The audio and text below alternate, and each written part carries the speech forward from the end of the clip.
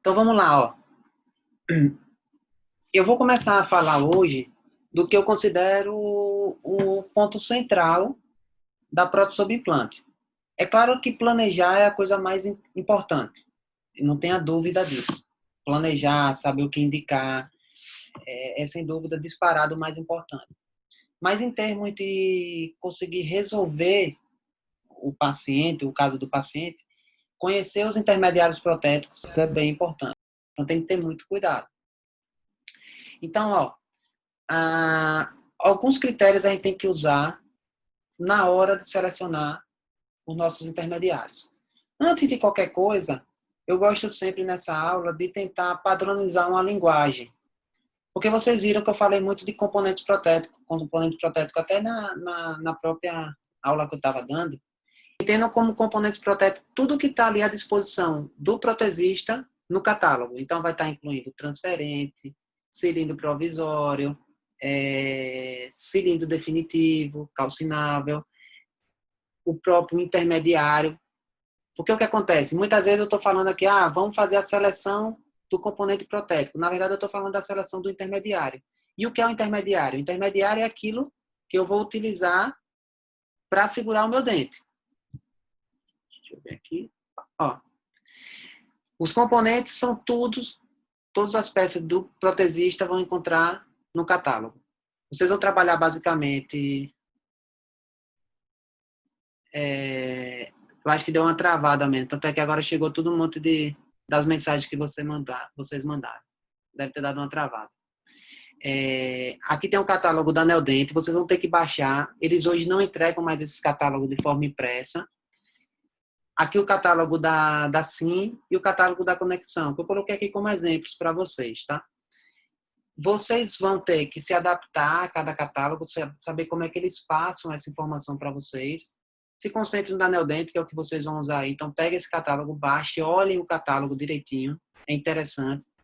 Então, componentes entendam como tudo que está envolvido no tratamento do protesista. Intermediário, ou abate, mas aí vai ter um monte de nomenclatura, vai ser aquela pecinha, que é um tipo de componente, mas é aquela pecinha que vai tem a função de segurar o dente. É o intermediário. E por que o nome é intermediário? Porque ele vai estar justamente entre o implante e a sua coroa. Ok? Então, todo intermediário é aquela pecinha que vai estar entre o implante e a coroa. Então, quais são os critérios que eu vou utilizar aí para fazer a seleção desses intermediários? Primeira coisa, o tipo de conexão do implante. A gente vai aprender que existem conexões do tipo hexágono externo, cone Morse, a gente vai ver isso. Tipo de retenção. Qual é o tipo de retenção? Ela pode ser cimentada ou parafusada. A gente vai ter que escolher que tipo de retenção para saber qual o intermediário que a gente vai usar. Tá? Alguns sistemas até têm um intermediário que serve para as duas coisas, mas via de regra você vai ter que selecionar um intermediário se você estiver pensando na parafusada e um outro intermediário se você estiver pensando na cimentada. Se a prótese é múltipla ou unitária. Entendam como múltipla as próteses que são dois implantes unidos entre eles. Pode até ser como aquela, lembra aquele caso do implante inclinado que eu mostrei para vocês? Que eram dois molares, um do lado do outro, que eu tive que juntar? Aquilo ali é uma prótese múltipla. São dois implantes unidos. Tá? Não precisa ser uma ponte fixa, necessariamente. A altura do nível gengival é outro fator importante que a gente tem que observar. O espaço interoclusal, se tem espaço para a gente utilizar aquele intermediário que a gente está querendo. E, por fim, a inclinação do implante, que muitas vezes a gente precisa usar um componente angulado. Então, vamos falar de um pouquinho de cada uma delas aí. Primeira coisa, o tipo de conexão. Basicamente, existem dois tipos de conexão para implante. Ou a conexão interna, ou uma conexão externa. O que é mais tradicional são os implantes de conexão externa. Basicamente, o implante de hexágono externo, que é o protocolo de Brånemark, que foi feito a partir desse implante de plataforma regular de hexágono externo. Tá? Os implantes de conexão interna, a gente tem hoje o que é o mais moderno, que no caso é o cone Morse e o Gram Morse, que é um cone Morse específico da Neodente. O hexágono interno, vocês ainda vão encontrar, de repente, pacientes que chegam com o hexágono interno. mas pelo menos o da Neodent, eles inclusive já tiraram do catálogo. Hoje não existe mais implante de hexágono interno no catálogo da Neodent. Claro, se você já fez um implante da Neodent, de hexágono interno e precisar de componente, é só ligar para lá e eles vão mandar para vocês, mas já não existe mais no catálogo.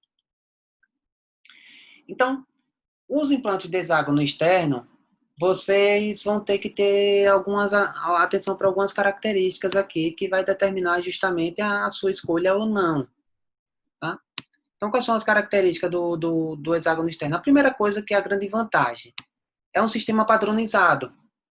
Se você pegar um hexágono externo que foi feito há 30 anos atrás, ele vai ter o mesmo padrão de um hexágono externo de uma fábrica que faz agora, se for a plataforma regular de Branemark. Tá? Então, qual é a vantagem disso? É uma confusão danada quando a gente pega um sistema de implante que a gente não sabe qual é o sistema que foi usado para a gente tentar reabilitar.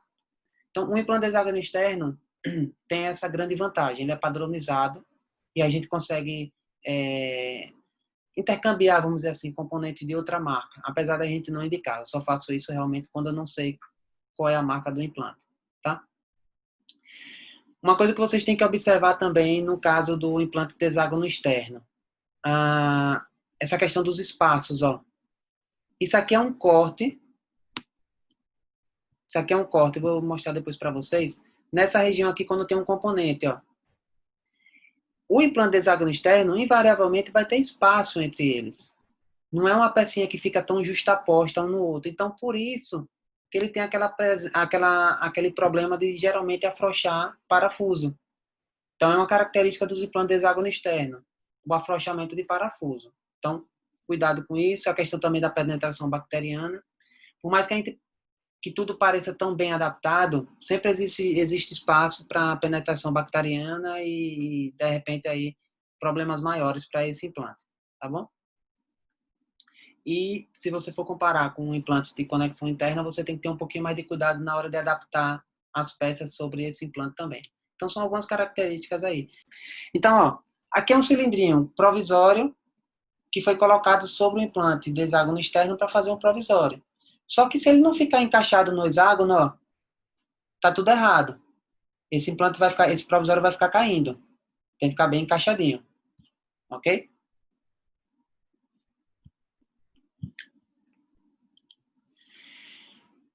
Uma coisa importante do hexágono externo. Ele tem, a depender da plataforma do implante, ele muda o tamanho da plataforma. A depender do diâmetro do implante.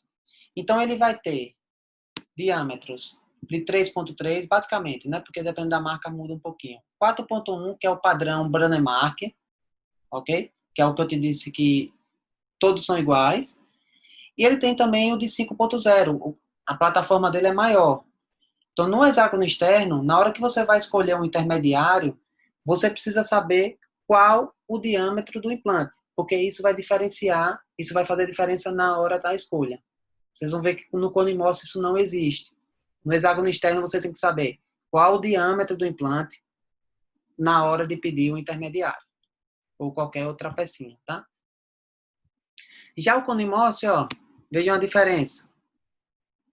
No Conimoss, a conexão não fica para o lado de fora, como fica o hexágono externo. Vou voltar aqui a imagem do hexágono externo, ó. A conexão do hexágono externo fica aqui, a pecinha bate aqui, ó. Então, é só isso de altura para dar essa estabilidade. Então, por isso que também folga muito o parafuso no hexágono externo. No Conimoss, a parte da conexão ela é interna. E o contato com as paredes do implante ela é feita de uma forma muito mais íntima. Ok? Então, isso, de certa forma, dá mais estabilidade aos componentes em consideração ao hexágono externo. Ok? Sem contar que a facilidade de assentamento é maior. Dificilmente você erra o posicionamento de um componente quando você faz um Conimoss. No hexágono externo tem aquele risco, como eu mostrei na radiografia. Então, ó o implantezinho aí. Conimoss e o implante de hexágono externo. Qual é a grande diferença que tem entre essas conexões, como eu falei, enquanto que nesse de hexágono externo, a estabilização é feita por esse hexágonozinho aqui, ó, dessa altura, no cone Morse é essa conexão interna, que é uma área de contato muito maior. Se eu faço um corte nessa região aí, olha o que eu vejo de diferença de intimidade entre o componente protético, aqui é o componente protético, essa parte do componente protético, e aqui é a parte do hexágono, o corte é bem aqui, ó, na região da conexão. Você vê que eles têm um espaço vazio.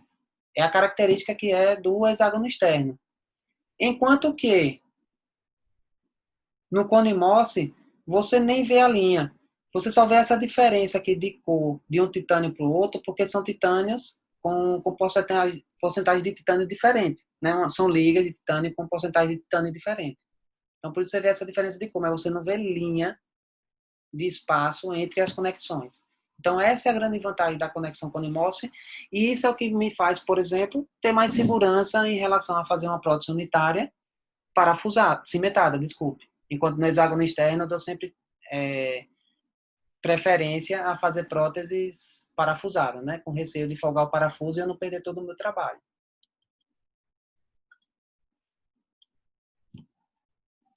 Outra grande diferença entre o cone Morse e o hexágono externo, que já parte desde a técnica cirúrgica. Enquanto que o implante de hexágono externo, a plataforma ela fica a nível ósseo, como está mostrando aqui, no cone Morse ele já é colocado enterrado no osso. Isso permite que esse osso, ó, cresça aqui por cima, porque a conexão é um pouco mais afastada. Então, são características do cone Morse que permite isso. Enquanto que no hexágono externo vai acontecer aquele processo de salserização, de perda óssea ao redor do implante, no cone Morse a tendência é manter esse osso, ou às vezes até crescer um pouquinho sobre a plataforma. Então, isso também é bem interessante quando a gente pensa em diferença aí de conexões, tá? E aí vem uma grande vantagem do cone Morse, uma outra grande vantagem do cone Morse em relação ao hexágono externo. Vocês lembram que eu falei para vocês que no hexágono externo, a depender do diâmetro do implante, da plataforma do implante, eu teria componentes com diâmetros também diferentes? Por que é ruim para mim isso como protesista? Porque se eu tenho que comprar um componente de estoque, para ter de estoque, que o colega vai fazer uma carga imediata. Se eu vou fazer hexágono externo, se o colega ele usa um implante de plataforma regular de 4.1, eu vou ter componente. Se por acaso na hora ele resolver usar um de 3.3, eu teria que ter um outro componente de 3.3, com diâmetro diferente. No cone Morse não, ó. Olhem aqui essas imagens.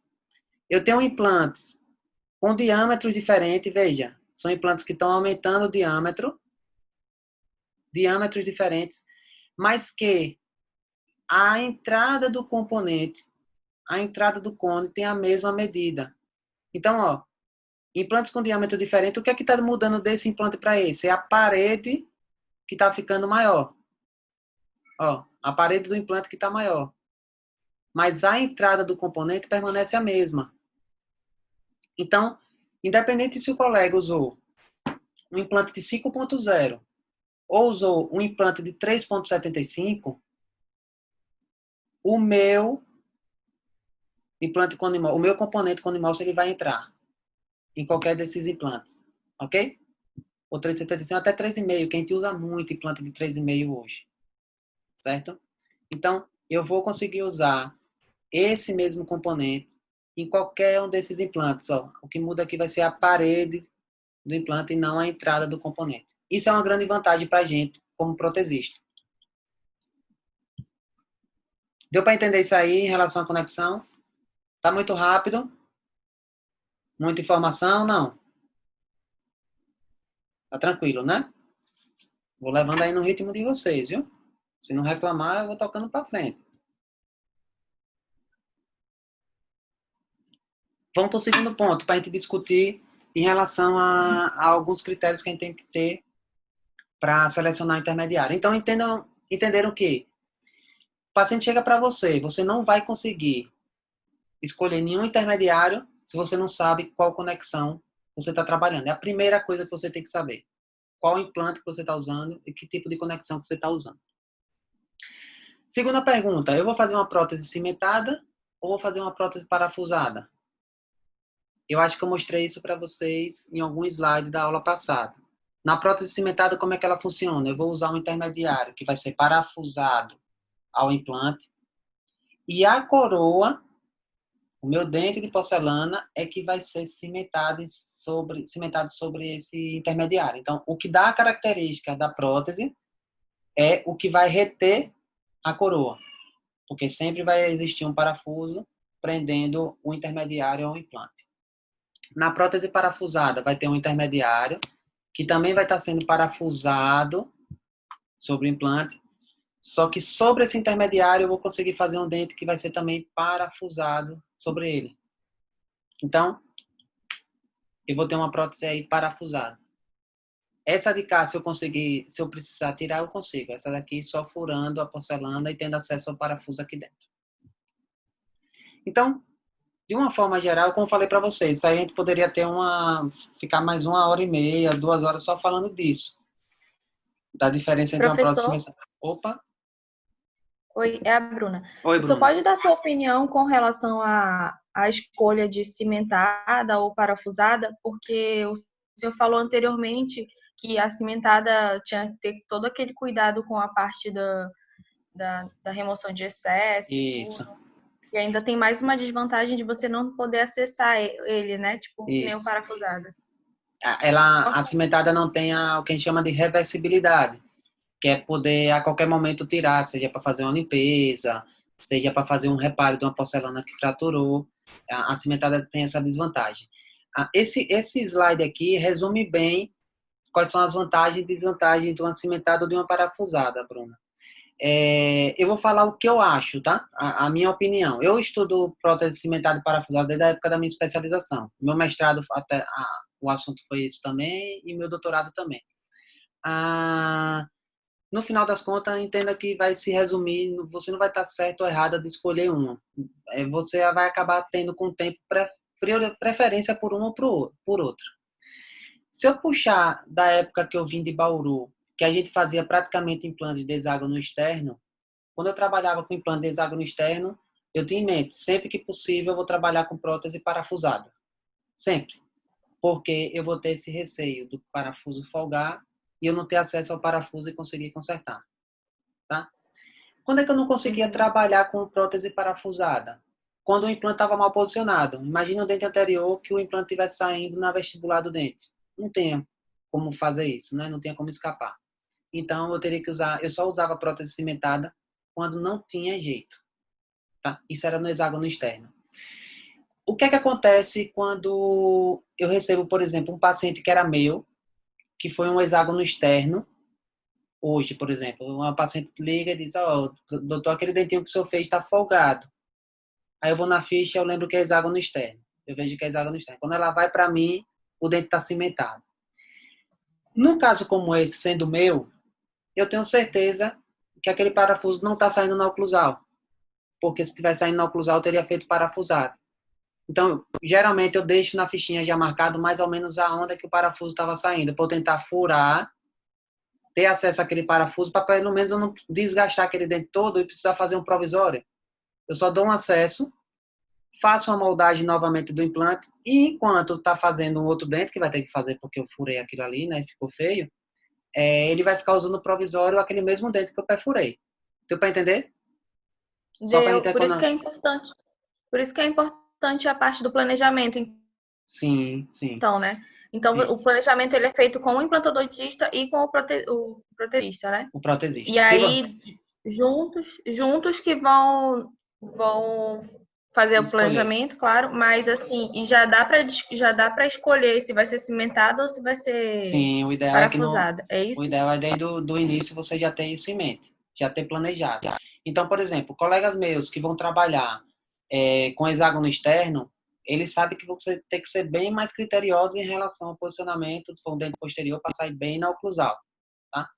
Se for dente Entendi. anterior, por exemplo, eu hoje, pensando no conimorse já agora, eu prefiro fazer uma prótese cimentada. Então, o implante já vai sair mais na direção da incisal, tá? Se fosse trabalhando com implante hexágono externo, o meu colega ia ter que tentar posicionar mais para o cíngulo, para eu fazer uma prótese parafusada. Uhum. Então, o que antes, no hexágono externo, eu dava prioridade a fazer sempre parafusado, sempre parafusada. Quando eu penso agora num implante Conimorse, aí eu já mudo um pouquinho o raciocínio. Eu já chego com o meu colega e digo, ó, se for unitário, não me incomoda, eu posso fazer cimentado, porque eu confio no munhão universal, que a chance de folgar esse parafuso vai ser bem menor. E ele é prático de trabalhar, Bruno. Se você pensar num dente posterior, você diz, professor, mas mesmo assim, e se folgar, se quebrar uma porcelana? Aí você vai ter realmente o prejuízo, que destruir e ter que fazer de novo. Mas você faz uma prótese cimentada tão mais rápido, tão mais prático, que de repente de 10 rapidinhas que você faz, uma que vai lá, o tempo que você ganhou fazendo todas aquelas outras, compensa, entendeu, Bruno? Não sei se você entendeu Entendi. assim. Não, eu A, entendi sim, parafuso, professor, o raciocínio. a parafusada, ela é mais trabalhada. Por exemplo, se eu for fazer um provisório, vocês vão aprender isso ainda, mas se você for fazer um provisório em cima de uma prótese parafusada, você gasta mais ou menos o mesmo tempo que fazer o provisório da prótese cimentada e a moldagem. Então, uma consulta que você usaria para fazer só um provisório da parafusada, você faz uma moldagem e o provisório da cimentada, trabalhando com esse componente específico que vocês vão conhecer hoje, que é o munhão universal. Então, Uhum. hoje, meu protocolo de trabalho é unitária Conimorse, eu vou trabalhar com unitária, unitária Conimorse, eu vou trabalhar com munhão universal. É o intermediário que eu tenho em mente. Possa ser até que eu não consiga usar por conta do posicionamento, mas é basicamente ele que eu penso na primeira ideia. Se for uma prótese múltipla, o que é uma prótese múltipla? Quando dois implantes têm que ficar unidos, aí eu vou pensar num outro intermediário, que é o mini pilar. Vocês vão aprender com esse também, tá? Eu acho assim, quanto mais mecânico, pelo menos para um início, melhor. Não é receitinha de bolo. Mas, poxa, eu sei que é uma prótese múltipla. Qual é o intermediário que eu vou usar? É mini pilar. Isso praticamente não muda. O mini pilar para prótese múltipla é lei, praticamente. Os outros você pode variar um pouquinho de acordo com a sua preferência, tá? Tá bom, Mas obrigada. nada. Mas a gente pode elencar assim várias vantagens e desvantagens, como está nesse quadro aí. E Uhum. muitas vezes, só complementando um raciocínio que eu estava falando, tem muitos colegas que, por se assemelhar mais a uma prótese convencional, gostam de usar prótese cimentada. Então, por exemplo, eu conheço dentistas aqui que, independente de estar bem posicionado, mal posicionado, faz prótese cimentada. E, por acaso, eu já peguei, por exemplo, uns 2 casos de prótese parafusada, não era nem hexágono externo, era um implante da Nobel, Replay Select, mas é um tipo de conexão que não é Conimorse. Folgado e que chegou para mim.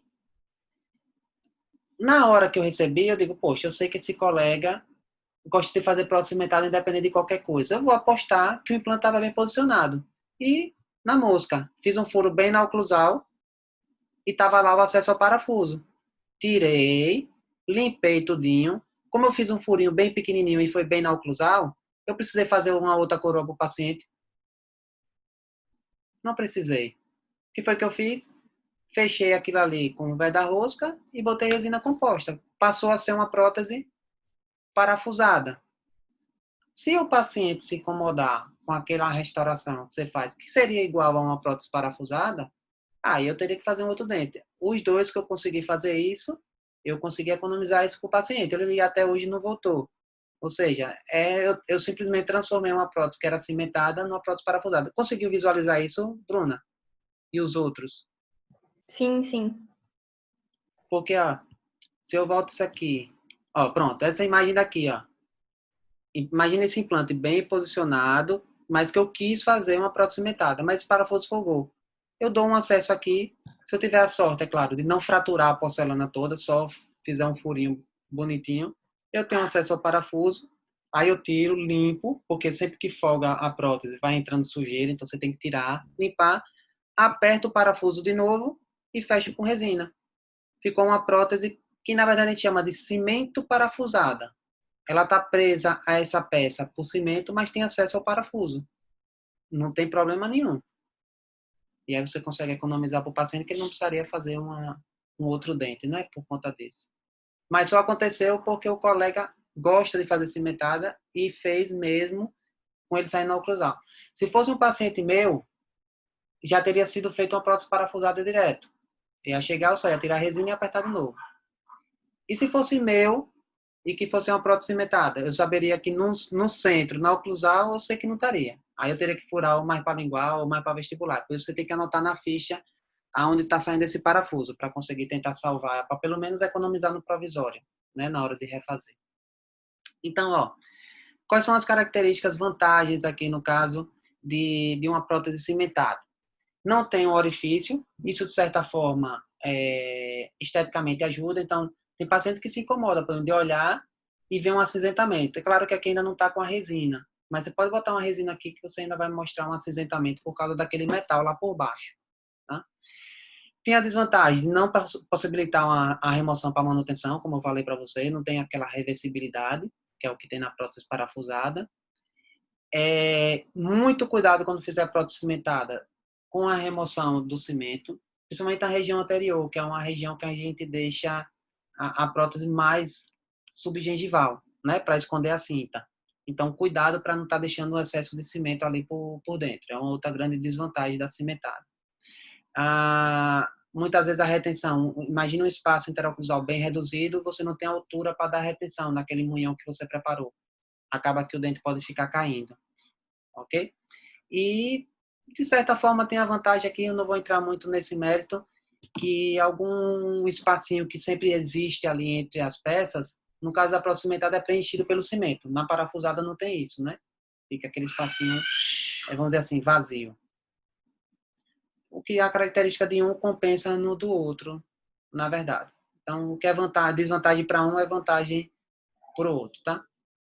Eu destacaria as vantagens da parafusada.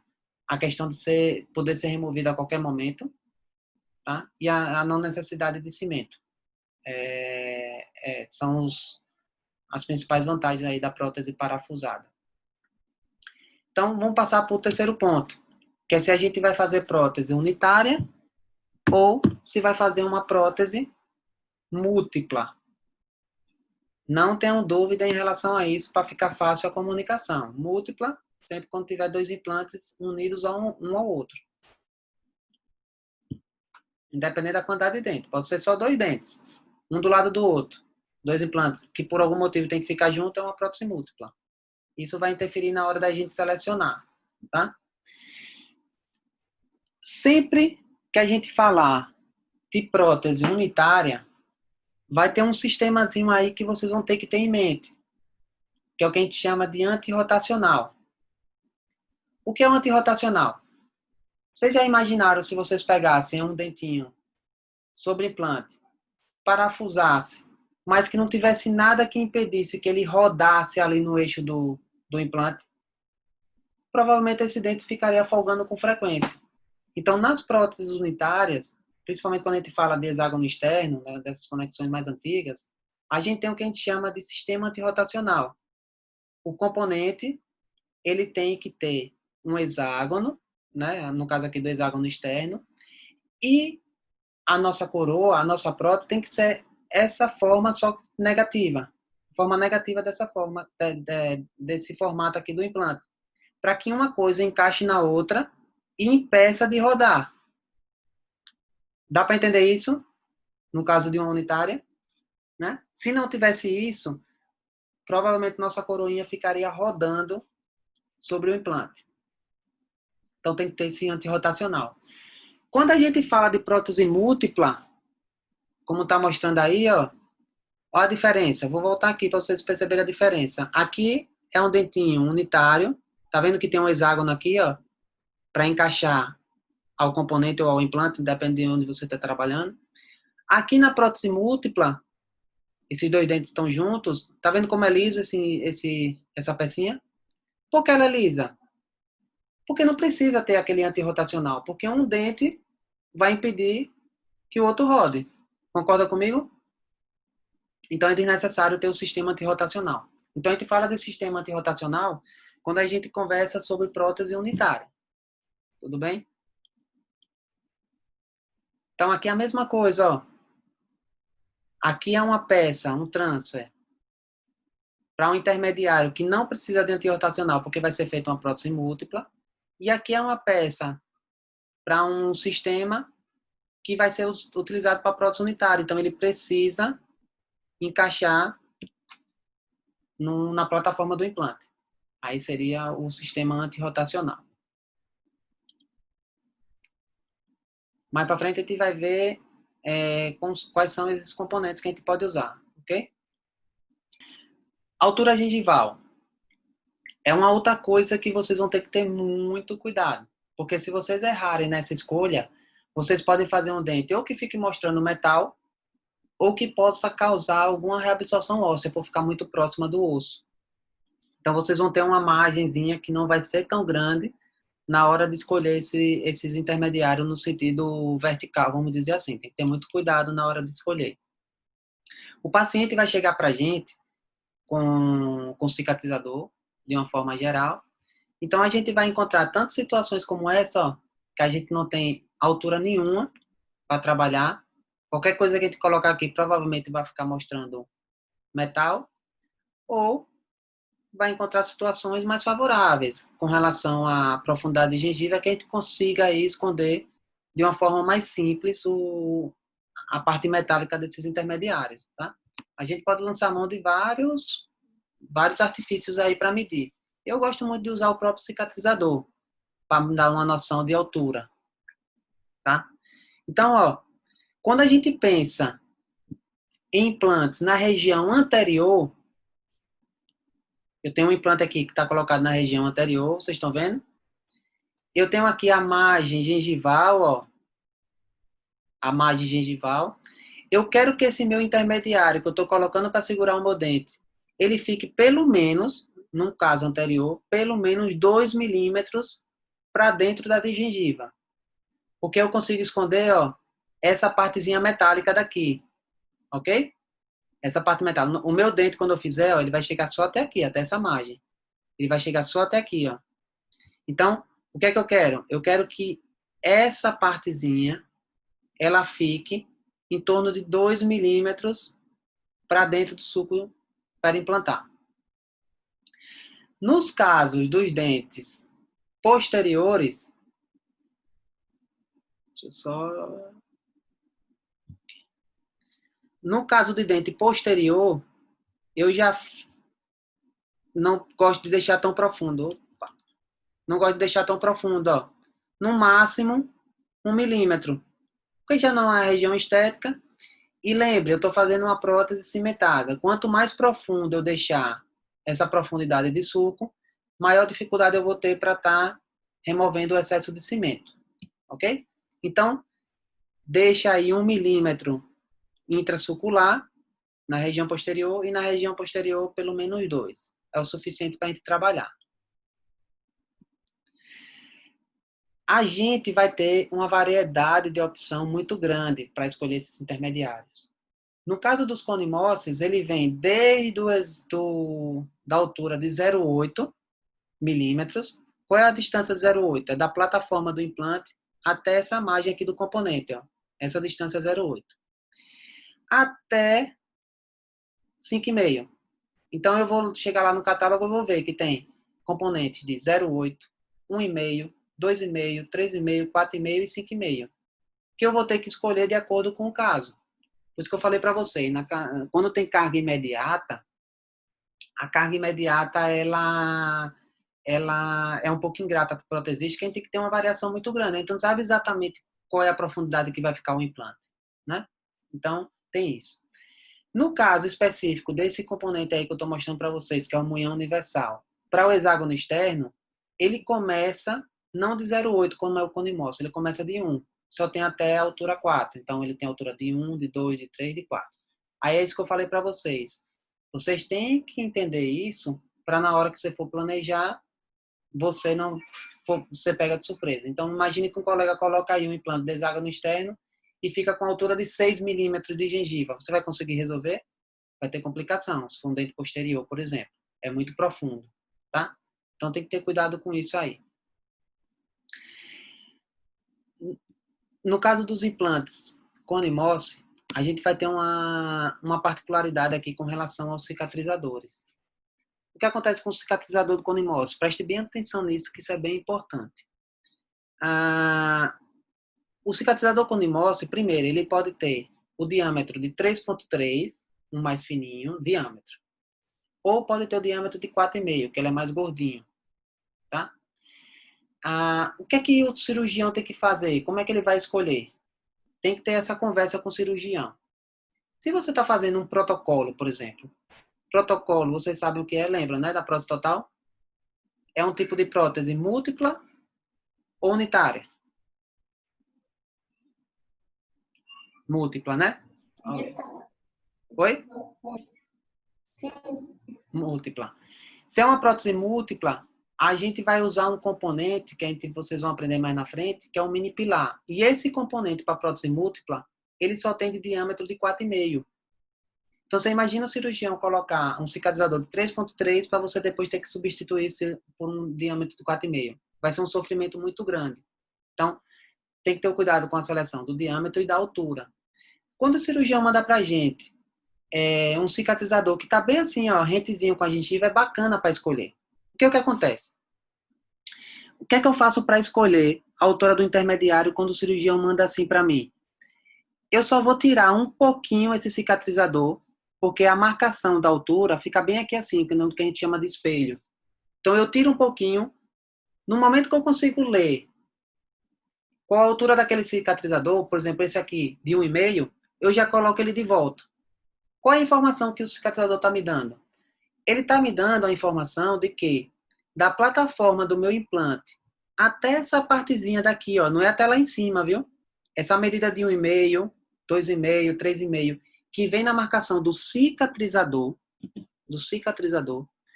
ela vem daqui até aqui, ó. Tem uma margenzinha de, vamos arredondar para 1 milímetro para ficar uma conta bacana. O que é que eu quero que vocês entendam? Se eu tenho um cicatrizador que está marcando lá que ele tem 1,5 e ele está rente à gengiva, certo? Ele está rente à gengiva. Se eu pegar um intermediário com essa medida de 1,5 de transmucoso, né, de distância da plataforma até o término. Se eu pegar um componente de 1,5, quanto que eu vou ter de altura para dentro da gengiva, desse intermediário? Conseguiram entender minha pergunta? O cicatrizador de 1,5, ele fica rente. Mas a medida mesmo, matemática, né, vamos dizer assim, de 1,5 é daqui, ó, até aqui. Ele tem 1 milímetro a mais que não é contado nessa medida. Então, se eu pegar um intermediário com a medida de 1,5, esse intermediário ele vai ficar com o término ó, aqui, ó, 1 milímetro abaixo da minha margem gengival. Então, vamos imaginar que aqui seja um dente posterior que eu vou fazer uma prótese unitária. E eu falei lá atrás que eu sempre coloco o quê? 1 milímetro subgengival. Se o cirurgião me mandou filezinho assim, ó, rente, eu tiro e vejo que esse cicatrizador é de 1,5, eu coloco de volta e já sei que o meu componente, se eu pegar um de 1,5, ele vai ficar 1 milímetro intrasucular. Deu para entender essas contas? Deu. Joia. Por que eu gosto de fazer isso com cicatrizador? Economiza muito. Tem gente que gosta de comprar esse medidor com nimócio. É bom também, lá vai dar todas as medidas. Mas se o cicatrizador já me dá essa orientação, eu consigo já adiantar um pouco do meu trabalho. Então é isso aqui, ó, que eu falei para vocês. Se eu pego um componente de 1,5, ele vai estar 1 milímetro intrasucular. Qual o cuidado que vocês têm que ter? É isso que eu falei. Vocês vão ter uma margem aí, que dependendo do caso, essa margem não vai ser tão grande. Se de repente errasse e comprasse um componente de 0,8, poderia ser que esse componente 0,8 ficasse batendo aqui nesse osso. Não é incomum acontecer isso no conimócio. Então, não custa nada, antes de você tocar para frente o tratamento, fazer uma radiografia para ter certeza que essa basezinha aqui não está tocando no osso. Certo, Bruna? É isso aqui. Esse slide mostra bem, ó. Aí me pergunta, poxa, por que a Neodente complica em relação a isso? Faz sentido. Porque, ó, se eu pegar o formato desse intermediário de 1,5 e colocar aqui, ele vai ter o mesmo formato, o paciente não vai sentir nada. Entendeu? Se eu pegasse aqui, por exemplo, e esse componente de 1,5 terminasse rente aqui, ó, eu não poderia usar um componente, um cicatrizador de 1,5, porque a gengiva iria cobrir. Então, eu teria que colocar um cicatrizador de 2,5 e na hora que eu fosse colocar um intermediário, que teria que ser de 1,5 para ficar 1 milímetro subgengival, eu iria apertar a gengiva. Então, faz sentido esse raciocínio da Neodent de colocar sempre essa margem de 1 milímetro para que o componente já seja escolhido sem tanto estrago aí para a gengiva. Ó, se eu resolvo escolher o de 0,8, provavelmente eu teria o problema aí de estar tocando no osso e eu perderia uma grande vantagem do Codimorse, que é não ter essa reabsorção óssea, tá? Então, cuidado com isso aqui. Eu já tive caso, por exemplo, de colocar um intermediário e esse intermediário folgar. Eu, caramba, não, o Codimorse não folga.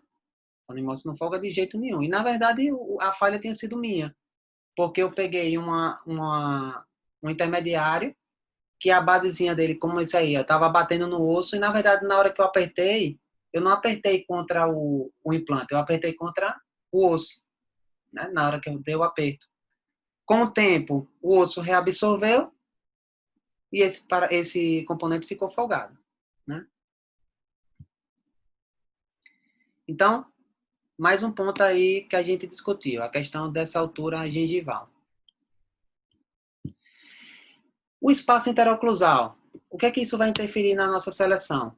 Veja, tem situações que qualquer intermediário que a gente coloque não vai ter espaço. Não vai ter espaço para reabilitar. Eu vou colocar um intermediário, ele já vai bater no antagonista. Onde foi que falhou aí? Falhou lá no planejamento. Antes tem que pensar em restabelecer dimensão, né?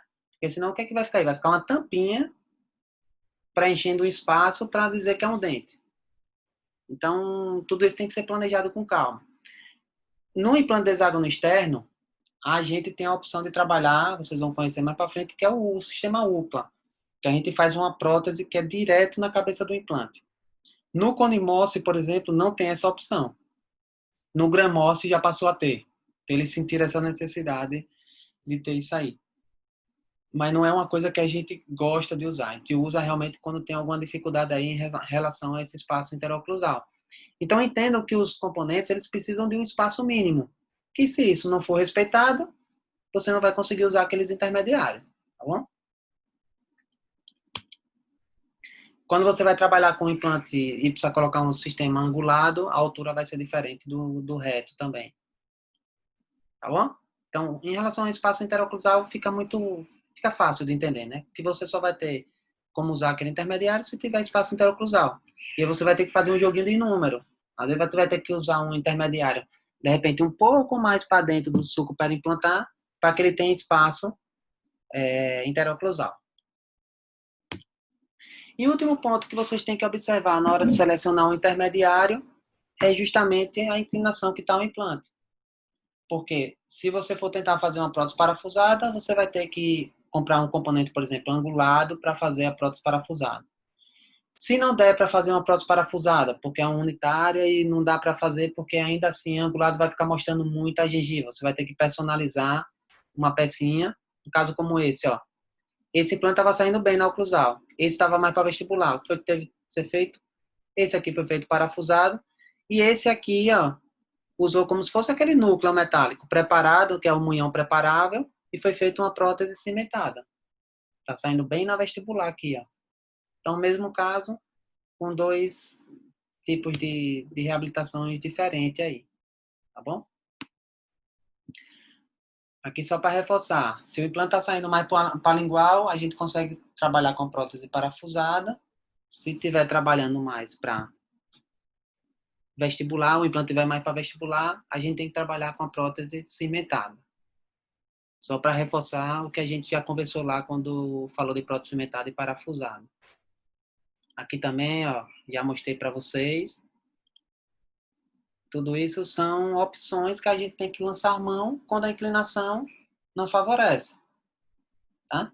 Mas sempre com algum problema, né? Em relação a mostrar metal. Tem que ter esse cuidado aí na hora de fazer a seleção.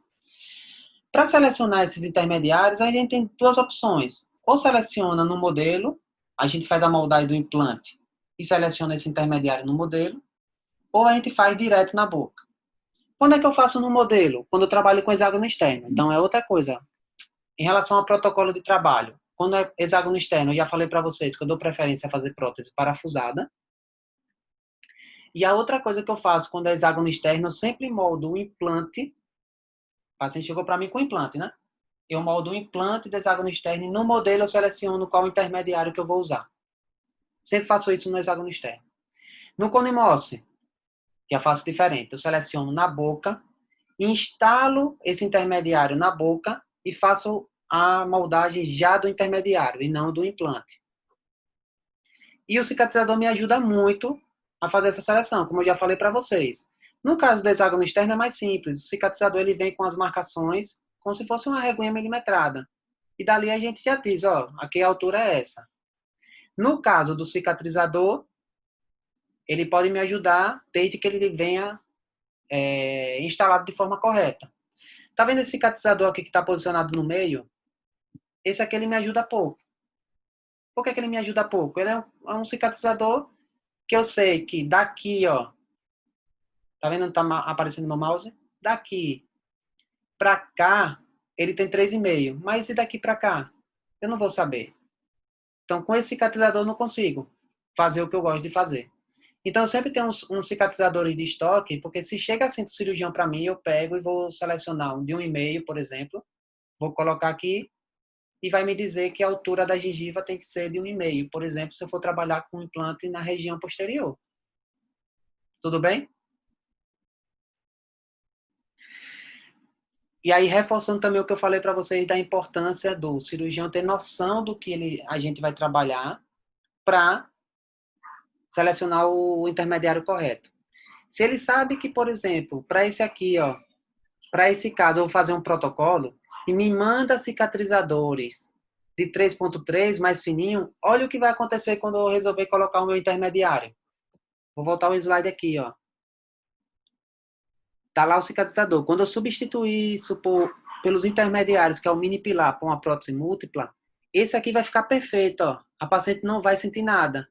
Eu vou tirar o cicatrizador, o desenho do cicatrizador é o mesmo do meu mini pilar. Esse aqui, que o cirurgião colocou, o cicatrizador muito alto, a gengiva ficou bem fininha aqui, tá vendo? Ó? Quando eu colocar o intermediário, o meu intermediário vai ter que fazer esse empurrão aqui na gengiva. Aqui, provavelmente, eu vou precisar fazer anestesia. Alguém perguntou sobre anestesia, né? Para fazer o condicionamento gengival. Aqui, nesse caso, provavelmente eu preciso anestesiar. Se o meu cirurgião não me ajudar, vai me ajudar. Eu vou precisar. Quando é um cicatrizador mais fino, mas pelo menos ele está na altura certa, o desconforto para o paciente vai ser um pouquinho menor, tá? Então, ele selecionar o diâmetro correto e colocar na altura correta ajuda muito a gente, né? Na hora de fazer a instalação do intermediário, a seleção e a instalação.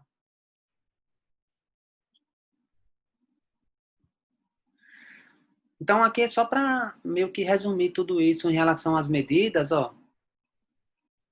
Que Bruna disse, agora entendi. É bem isso aqui mesmo, Bruno. Ó, eu tenho um cicatrizador de 1,5, a medida de 1,5 só vem daqui até aqui. Então, o intermediário que eu pedi de 1,5, a cinta vai estar justamente nessa altura daqui, ó. Ok? Se fosse uma região que eu precisasse de pelo menos, ou chegar próximo de 2 milímetros de altura, uma região anterior. Então, tem 1,5. Eu digo, opa, se eu pegar o de 1,5, vai ficar só 1 milímetro. Então, eu vou precisar pegar um mais baixo, que no caso aqui teria que ser o 0,8. Ok? Então, também tem como funcionar o raciocínio.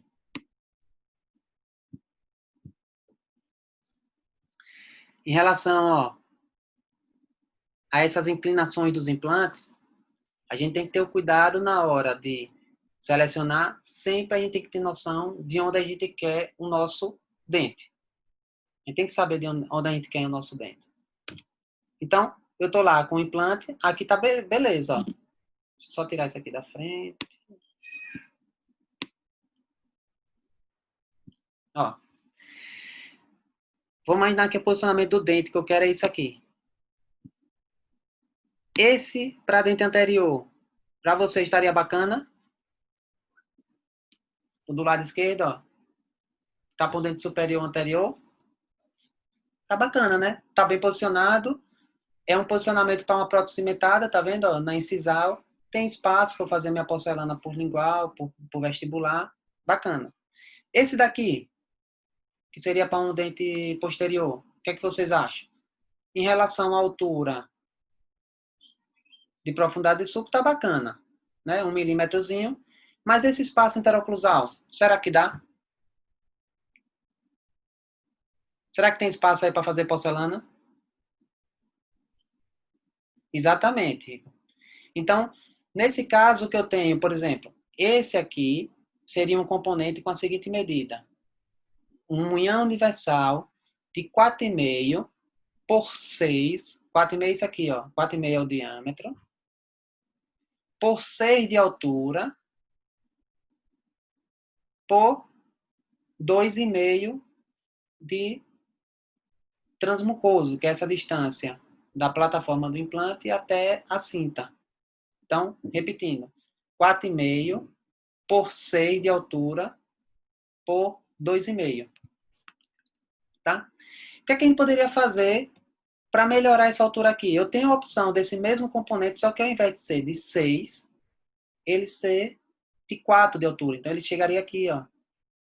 Deixa eu ver se eu coloquei esse desenho, viu? Pronto, ó, de 4. Já melhorou, né? Então, a gente vai ter que fazer um joguinho aí de opções para ver qual seria a melhor opção para o paciente. Tá bom? Então, eu estava precisando de 2 milímetros. Então, eu saí de 4, da altura de 6 para 4. Ah, professor, então por que você não usa sempre de 4? Quanto menor, menor a retenção. Então, via de regra, quando a gente for selecionar esses munhões, a gente sempre vai dar preferência aos de 6 para melhorar a retenção. Quando é que a gente não vai usar o de 6? Quando não tiver espaço. Ok? Então, naquela situação que eu quero usar de 6 de qualquer forma. Só que eu só precisava de 1 milímetro de altura. Eu poderia, por exemplo, ao invés de mudar para um de 4, simplesmente baixar a cinta aqui mais 1 milímetro, se eu tiver essa margem, essa distância para o osso. A gente pode fazer esse joguinho aqui também. A gente ganharia 1 milímetro se ao invés de usar o de 2,5, eu usasse o de 1,5. Ficaria também 1 milímetro mais subgengival, né?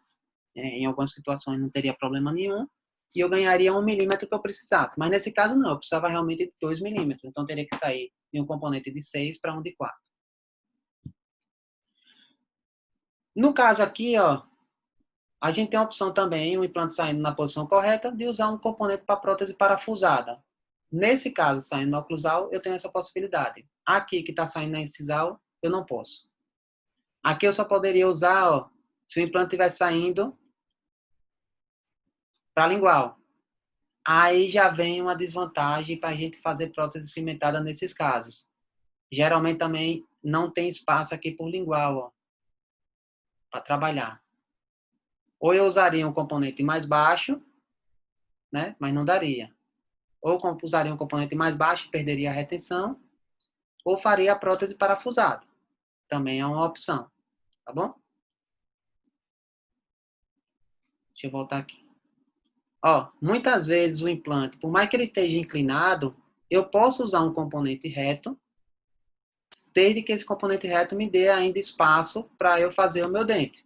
Eu sempre dou preferência também a usar componentes retos, tá? Eu acho que tem mais estabilidade. O torque é maior, tudo bonitinho. Mas tem situações que não dá, então eu tenho que usar um componente angulado. Mas quando eu posso, ó, nem que eu tenha que diminuir um pouco a retenção. Eu prefiro diminuir um pouco a retenção, mas continuar com o componente reto, para ganhar espaço. Acho que dá para entender bem, né? Por esse desenho. Ou, se for o caso, a gente angula os componentes para criar esses espaços para porcelana, né?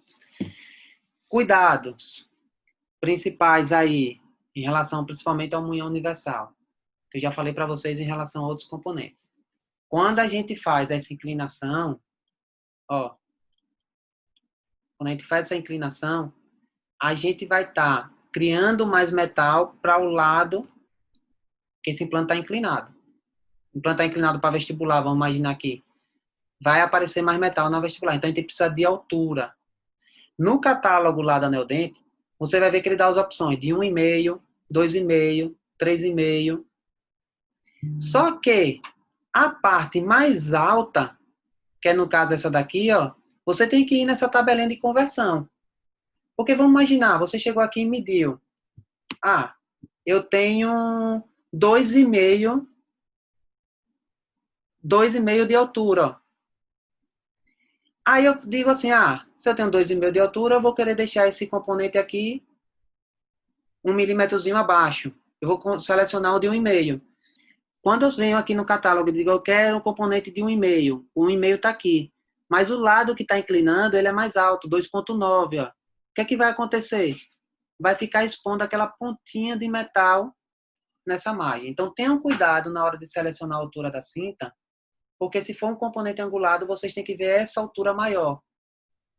Porque às vezes está escondendo do lado que não é mais importante por lingual, e na parte vestibular, que é o que vai mostrar, vai ficar expondo. Ok? Então, muitas vezes a gente não consegue nem selecionar, nem fazer uma boa opção, porque não vai ter nada que a gente selecione que não fique mostrando metal. É uma complicação quando não se faz direitinho aí o processo da cirurgia. Então, ó, para dente posterior, se não estiver saindo certinho no oclusal, não tem jeito de a gente usar a prótese parafusada. No caso do anterior, se estiver saindo no cíngulo, acaba sendo até uma melhor opção do que fazer prótese cimentada com componente angulado, como eu mostrei para vocês. Tá? Então, aqui seria a situação ó, ideal. Pensando em componentes unitários, para mim, aqui seriam as posições ideais. Tá? Sempre que for planejar é dessa forma.